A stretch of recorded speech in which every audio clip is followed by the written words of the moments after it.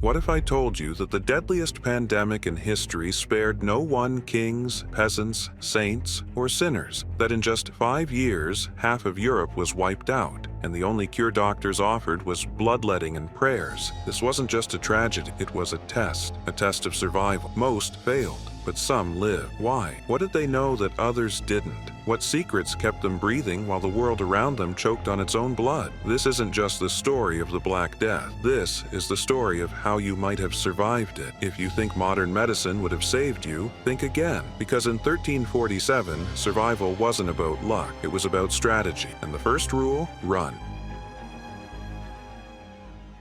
Chapter 1. The Plague's Playbook. How it killed. The Black Death moved through 14th century Europe like a silent predator, striking without warning and killing with terrifying efficiency. This wasn't just a disease, it was a relentless force of nature that reshaped civilizations. To survive it, you needed to understand its cruel mechanisms. The plague came in 3 distinct forms, each more horrifying than the last. The most common was the bubonic variety, transmitted through something as innocuous as a flea bite. You didn't need direct contact with rats. Simply walking through an infested market or sleeping on a flea-ridden mattress could seal your fate. Within 3 days, victims would develop grotesque, egg-sized boils called buboes in their lymph nodes, typically in the groin, armpits, or neck. As the infection spread, skin would blacken from tissue death while raging fevers cooked victims alive in their own bodies. The suffering was unimaginable. Some in their delirium would burst their own boils in agony, only to hasten their demise. For those who contracted this form, the survival window was brutally short, 4 to 7 days of torment before death claimed most victims. Only the rare few whose bodies mounted an extraordinary defense might survive, left with horrific scars as permanent reminders of their brush with death. Far more deadly was the pneumonic form, which turned something as simple as human breath into a weapon. Unlike its bubonic cousin, this version needed no flea vectors. A single cough in a crowded room could doom dozens. The bacteria attacked the lungs with terrifying speed, filling them with thick,